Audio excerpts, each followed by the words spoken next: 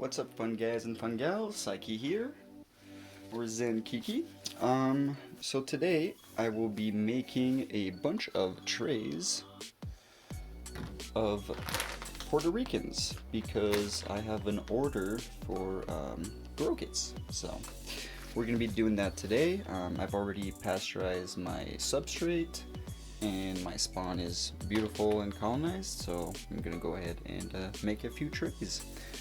So without further ado, I will put the time lapse on and let's get to it.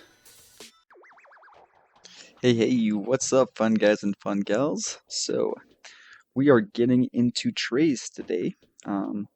Fun fact about this genetic, there's a really cool story I have behind it. I'll probably just make a separate video on it.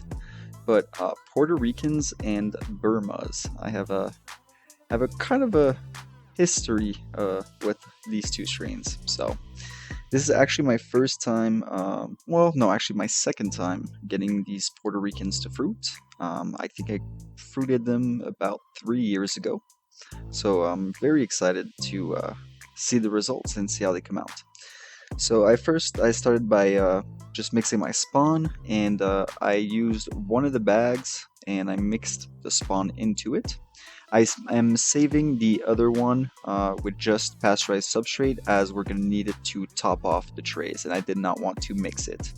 But I find that mixing the spawn with the substrate in the bag, resealing it, and then just making sure everything is dispersed properly, it makes a lot of much easier time to pour into the trays.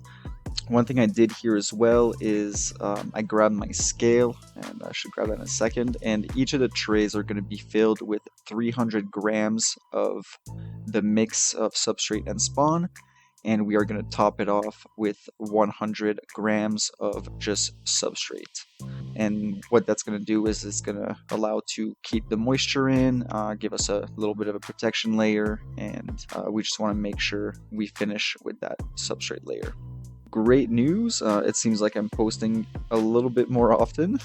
We are on track for 2025, and I'm actually 6 subscribers away as I'm making this video from hitting 1,000.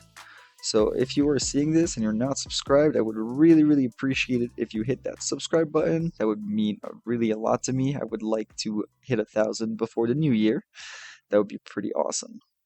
I'm also kind of thinking of maybe doing time lapse like this, and maybe doing some trip reports and things like that. So we shall see. But pretty much, yeah, finish off the trays, and then I made sure to put the lids back on, and I labeled the tray itself, not the lids, because sometimes you can lose the lids.